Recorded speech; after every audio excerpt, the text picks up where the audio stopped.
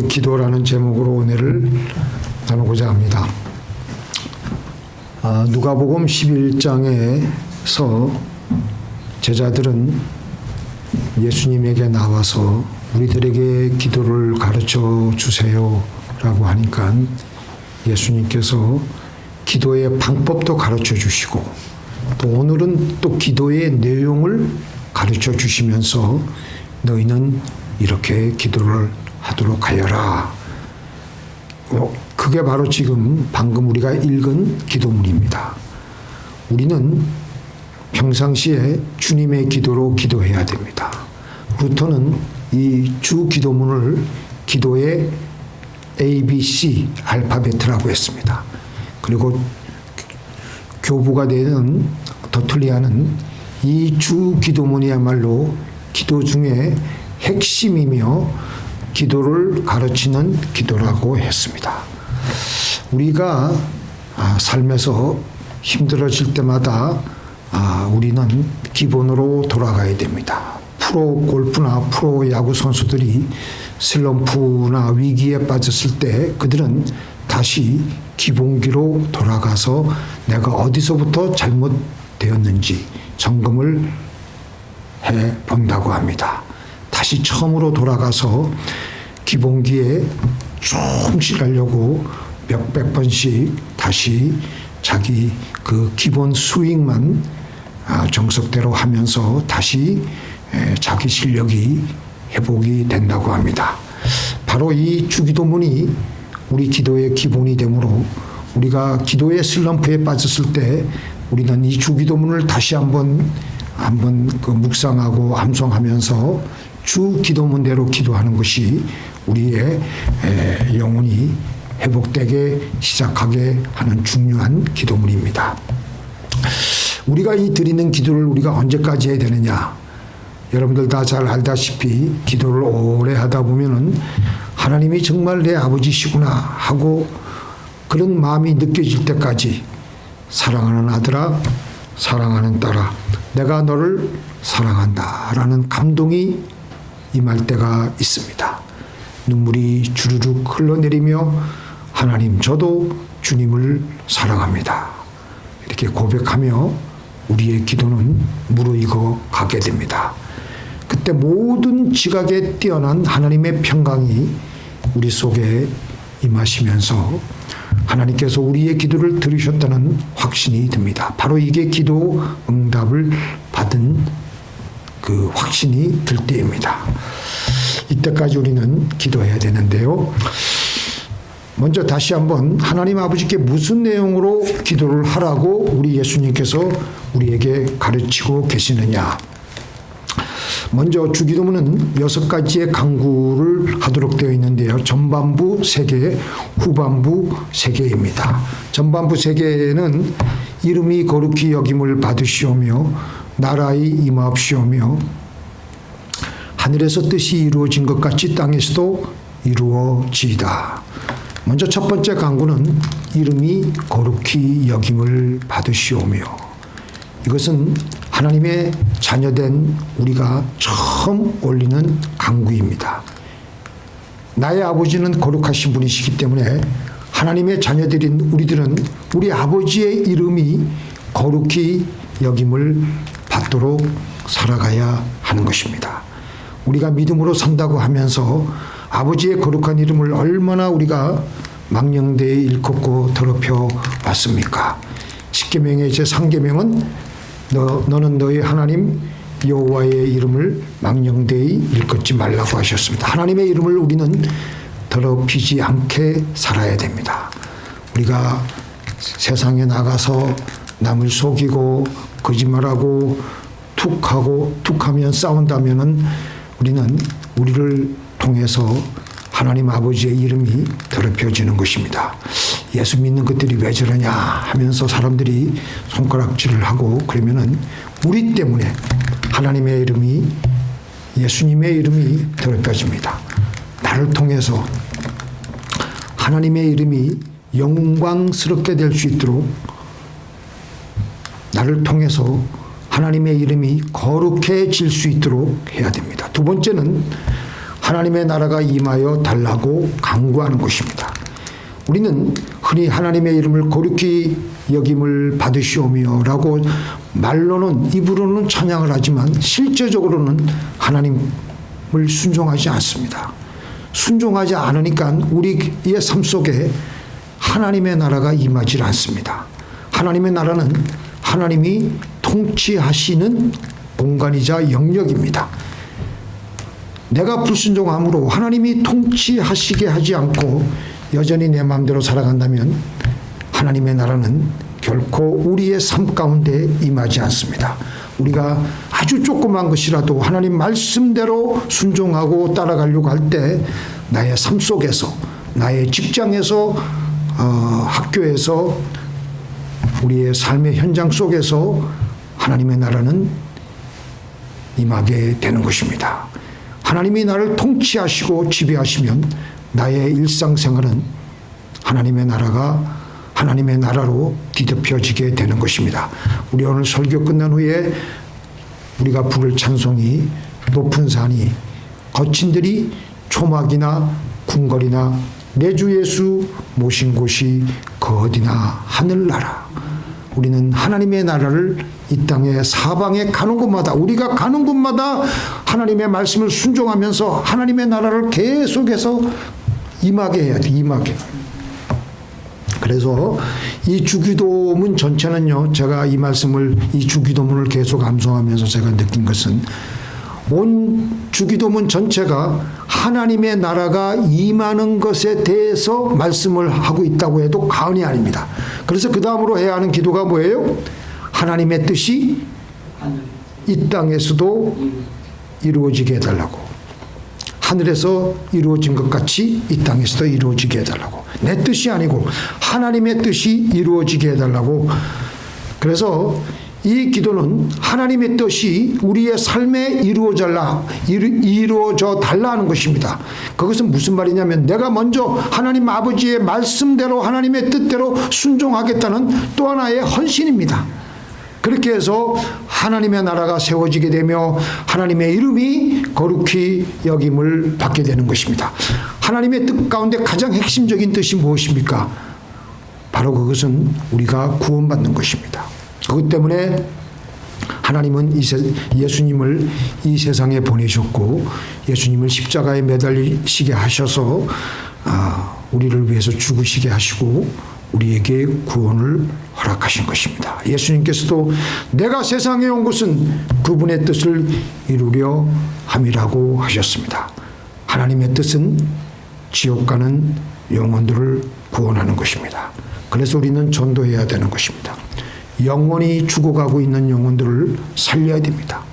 우리의 모든 삶의 호흡과 모든 삶의 액티비티가 죽어가는 영혼들을 살리는 것에 우리의 목적이 있어야 되겠습니다. 그래서 우리는 전도하는 것입니다. 그 다음에 이제 후반부 세 가지의 기도가 나오는데요. 이 후반부 세 가지의 기도가 나오는 것은 실제적으로 이 땅에 하나님의 나라를 건설하면서 하나님의 나라를 세워야 하는 우리들에게 필요한 실제적인 기도입니다. 먼저 우리가 에너지가 있어야 돼.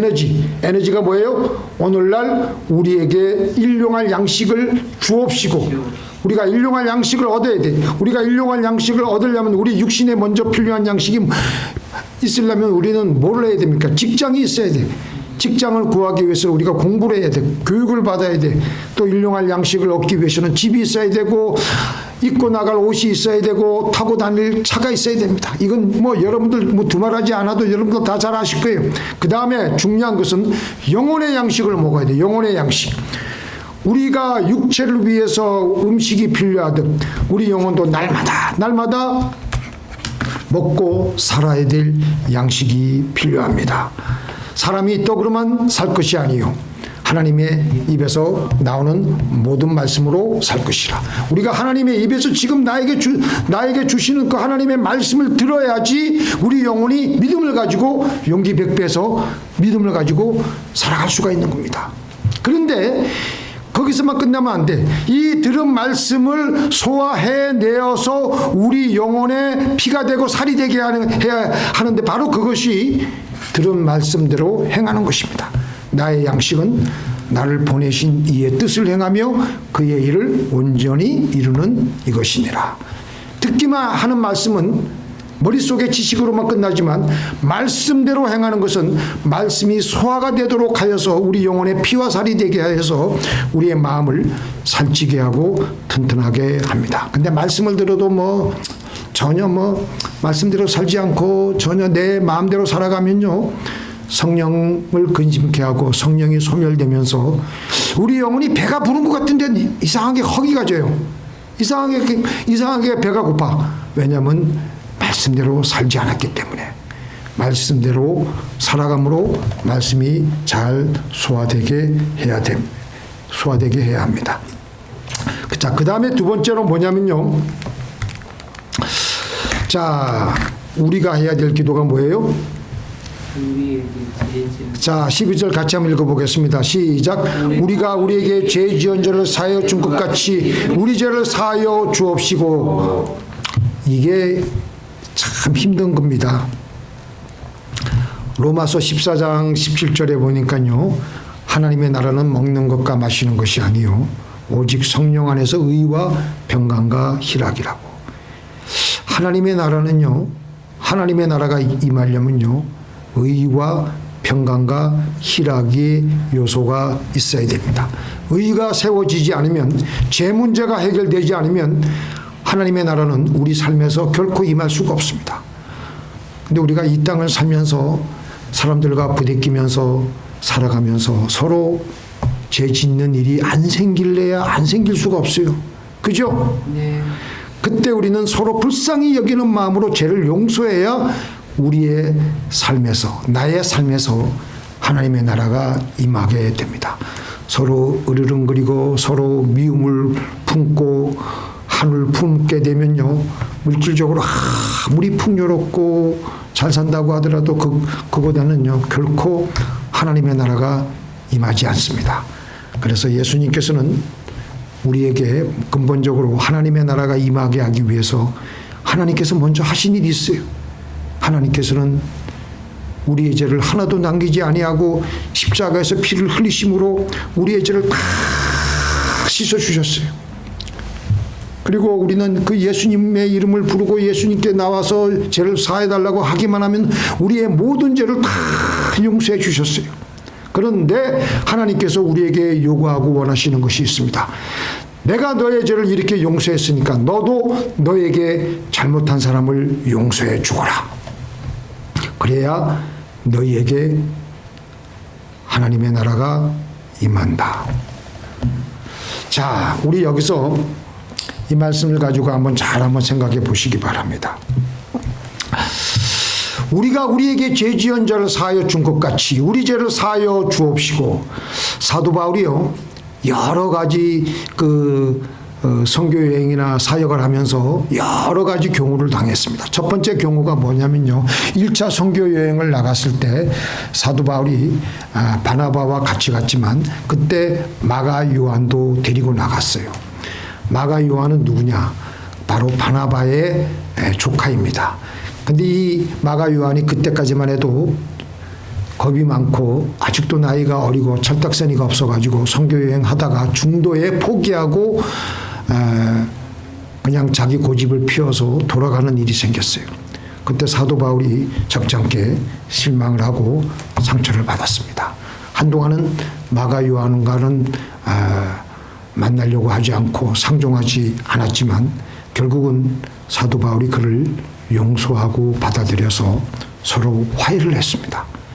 그렇게 사도 바울과 화해해서 거듭난 마가 요한은 어떤 변화를 보였느냐? 그 다음에 주의 일에 충성하는 사람으로 새롭게 되어서 마가복음까지 기록하기도 하였습니다. 그 다음에 사도 바울의 두 번째 힘든 케이스가 있어요. 뭐냐? 구리 세공업자 알렉산더가 내게 해를 많이 입혔음에 주께서 그 행한 대로 그에게 갚으시리니 너도 그를 주의하라. 그가 우리의 말을 심히 대적하였느니라.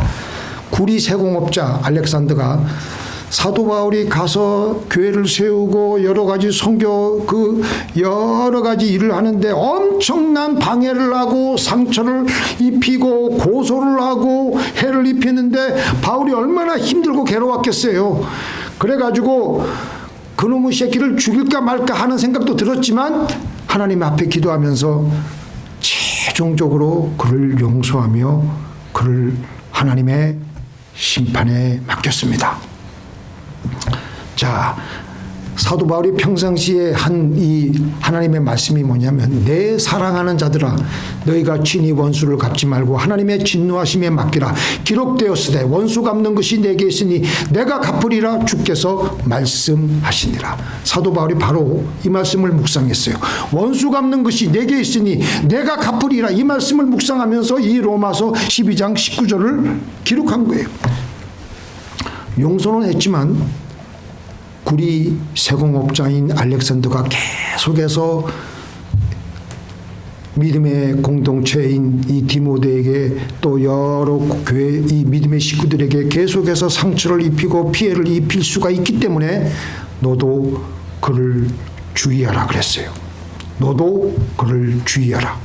이런 당부를 디모데에게 특별히 하고 있는 거예요. 자, 근데 여기서 중요한 것이 뭡니까? 중요한 것은 내 원수가 전혀 바뀌지 않았어요. 내 원수가 회개하지 않아도 나는 하나님 앞에서 그를 먼저 용서하는 거예요. 믿습니까? 용서는 상대가 회개를 하든 변화를 하든 나하고 화해할 마음이 있든 없든 간에 관계없이 나와 하나님과의 관계 문제예요. 그래서 그 사람의 죄를 없던 일로 만드는 것이 아니라 내가 더 이상 그 일로 그를 미워하는 감정이나 그런 것을 품지 않고 모든 것을 하나님의 뜻에 맡기겠다는 신앙의 결단입니다. 이 성경에서 누가 그랬어요? 또 누가? 스데반. 또 요셉이 그랬어요. 그 형들이 먼저 변화받기 전에 미리 그 형들을 다 용서했어요. 또 다윗도 그랬잖아요. 다윗도 자기를 죽이려고 계속 따라다니는 사울을 끝까지 용서하고 끝까지 용서. 그 사람은 전혀 회개할 마음도 없고 전혀 그것도 없는데도 또 용서했어요. 자, 우리 그 다음에 말씀 한번 읽어보겠습니다. 시작. 서서 기도할 때에 아무에게나 혐의가 있거든 용서하라. 그리하여야 하늘에 계신 너희 아버지께서도 너희 허물을 사하여 주시리라. 자, 여기서 우리가 중요한 말씀을 발견하게 됩니다. 여기서 아무에게나가 나에게 사과를 했든 안 했든 관계하지 않고 무조건 용서해라. 혐의가 있거든 너에게 못된 짓을 했다 하더라도 그 사람이 좌우지간 너하고 화해할 마음이 있든 그 사람이 변화되든 변화하지 않든 간에 상관하지 않고 그를 무조건 용서해라. 그렇게 기도할 때 내 마음에 품고 있는 미움은 내려놓으라는 하나님의 말씀인 것입니다. 그 사람이 변하든 안 변하든 그저 나는 하나님 앞에서 깨끗한 마음으로 서는 겁니다. 그 사람과 관계하고 다시 화목하는 것은 뭐예요? 용서는 내가 하는 것이고 화목은 양쪽이 함께 해야 되는 일입니다. 믿습니까?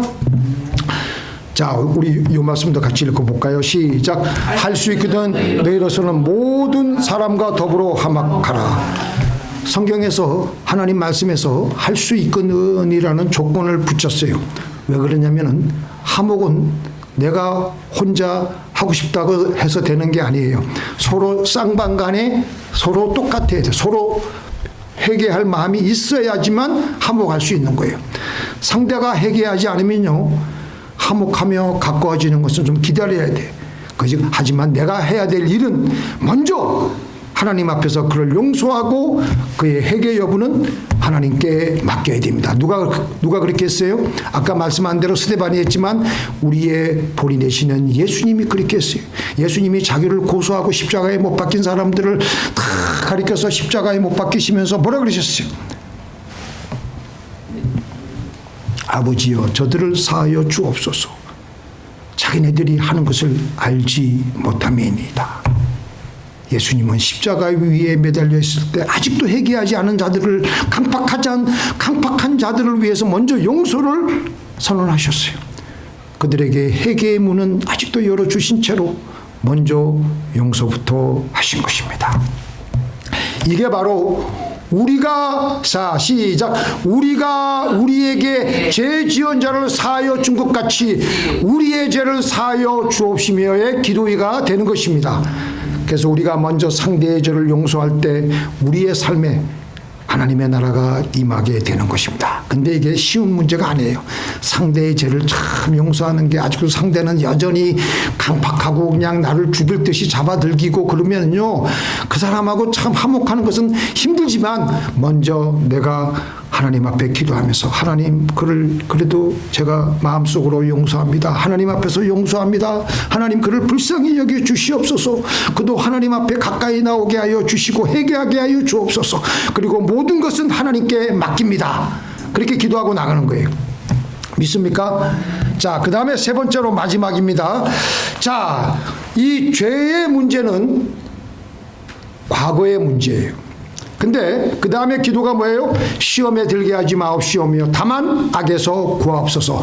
여기 시험에 들게 마시고의 기도는요, 앞으로 다가올 가까운 미래의 기도입니다. 그리고 악에서 구하여 주옵소서는 지금 내가 처해 있는 상황 속에서 내가 악의 어떤 구렁텅이에 빠져 있다면 거기에서 나를 구해달라는 현재적인 기도예요.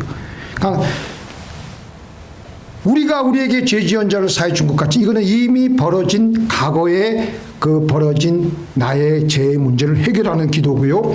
그 다음에 시험에 들게 하지 마옵시고는 뭐라고요? 그럼 미래, 가까운 미래에 닥칠 그 문제를 위해서 예방 차원의 기도인 것입니다. 그 다음에 다만 악에서 구하옵소서는 뭐예요? 다만 악에서 구하여 주옵소서는요, 지금 내가 현재 악에 빠져 있는 상황에서 건져달라고 하는 기도입니다. 먼저 시험에 들게 하지 마옵시오며, 세상은 온통 사실 우리가 보면요, 인생을 살아보면 볼수록 세상은 온통 시험 투성이입니다. 마치 지뢰밭을 걷는 것 같아요. 언제 어디서 터질지 모릅니다. 예수님도 세상에서 살아가실 때 시험을 엄청 많이 당했습니다. 근데 예수 믿는 우리도 당연히 이 시험을 당하며 살아갈 수밖에 없습니다. 근데 먼저 시험에 들게 하지 마옵시고는요, 미래에 바로 내가 다음 시간 오늘 몇 시간 후에 나에게 다가올 시험에 대해서 미리 하나님께 기도하는 예방 차원의 기도입니다. 근데 그 시험이 어떤 시험이에요? 내가 감당할 수 없는 시험, 시험이 몰아닥쳐도 근데 그 시험에 들리지 않도록 기도해야 되는 겁니다. 믿습니까? 주님이 제 약한 믿음으로는 이 시험의 환경을 견딜 수 없습니다. 이 시험이 다가오더라도 능히 이겨낼 수 있도록, 시험에 걸리지 않도록 붙잡아 주시옵소서. 그렇게 하려면 주의 능력을 부어 주시옵소서. 그렇게 기도하는 거예요. 그래서 미리 기도하면요, 우리 마음에 주의 능력을 가득 채워 넣는 것가 되기 때문에 시험이 오더라도 능히 시험에 들지 않고 낙심하지 않고 주의 능력으로 이겨내게 되는 것입니다. 믿습니까? 자, 고린도후서 4장 7절 9절 한번 보시겠습니다. 제가 읽어드릴게요. 우리가 이 보배를 질그릇에 가졌으니 이는 능력의 힘이 큰 것이 하나님께 있고 우리에게 있지 아니함을 알게 하려 함이라. 우리가 사방으로 우겨쌈을 당하여도 쌓이지 아니하며 답답한 일을 당하여도 낙심하지 아니하며 박해를 받아도 버림받지 아니하며 거꾸로뜨림을 당하여도 망하지 아니하고, 사방으로 우겨쌈을 당하여도 우겨쌈을 쌓이지 아니하며 낙심하지 아니하며 버림받지 아니하며 망하지 아니하는 것은요, 그럴 수밖에 없는 상황 속에서 계속해서 시험에 들리지 않고 계속해서 헤쳐나가는 거예요. 사도 바울이 어떻게 그 능력으로 그 능력의 힘이 큰 것이 하나님께 있는 것이 나에게 지금 부어졌기 때문에 이겨내고 나가는 거예요. 그래서 우리는 예방 차원의 기도를 반드시 해야 됩니다. 예수님께서도 십자가를 지러 가시기 전 겟세마네 동산에 제자들과 기도할 때 제자들에게 뭐라 그랬어요? 너희는 시험에 들지 않게 깨어 기도하라. 근데 그런데 이 제자들은 그걸 못 알아차리고 쿨쿨쿨쿨 잠만 잤지만 예수님은 그 3시간 동안 땀방울이 변화의 핏방울이 되도록 그렇게 애써서 기도하고 하니까 이제는 능력으로 무장이 된 다음에는 십자가를 지러 초연하게 그 길을 담대하게 걸어가셨던 것입니다. 그래서 십자가 위에서 다 이루시며 우리 인류의 구원을 완성하신 것입니다. 이 세상은요, 거친 바다 위를 항해하는 것과 같습니다. 우리는 거기를 떠가는 항해하는 배입니다. 바다에는 종종 큰 파도가 덮쳐서 항해하는 배를 넘어뜨리게 하기 위해서 넘어뜨릴 만한 그런 큰 파도가 덮쳐옵니다. 근데 배는 흔들리지 않기 위해서 배는 그 흔들리지 않기 위해서 평정을 가지기 위해서 어떻게 하냐면요. 밑에 저기 영어로 보면 발레스트 워럴이라고 그러는데 평형수를 맞춘대요. 위에 짐을 다 하역하고 나면요. 밑에 평형수를 다 이렇게 채워놓으면요. 거기에서 배의 무게 중심이 쫙 밑으로 내려간대요. 그러니까 아무리 그냥 사방에서 그냥 파도가 몰아치고 닥치고 해도 배는 조금 가는 것 같아도 금방 이렇게 중심을 잡아가지고 계속해서 항해하는 겁니다. 믿습니까? 그게 어떻게 우리에게 주어지는 평형수가 뭐냐? 기도하면서 주의 성령의 능력으로 계속 우리에게 더딥혀지면서 어떤 시험에 들 만한 일이 생겨도 끄떡없이 나가는 거예요. 사도 바울이 뭐라 그랬습니까? 사방으로 우겨쌈을 당하여도 쌓이지 아니하고 낙심하지 아니하고 버림받지 아니하고 망하지 아니하고, 왜냐하면 주의 능력이 그에게 엄청나게 부어졌기 때문에. 마지막으로 자, 여기 오늘 보니까 맨 마지막 기도 제목이 뭐예요? 다만 악에서 구하옵소서.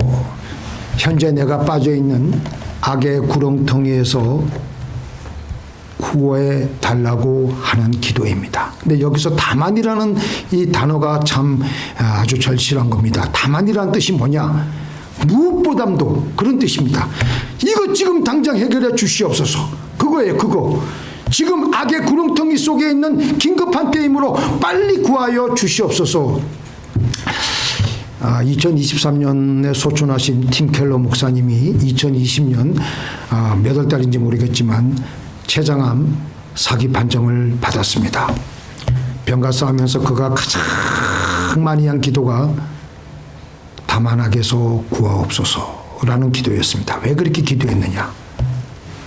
고통이 내 마음을 하나님에게서 떼어놓을 수 있다.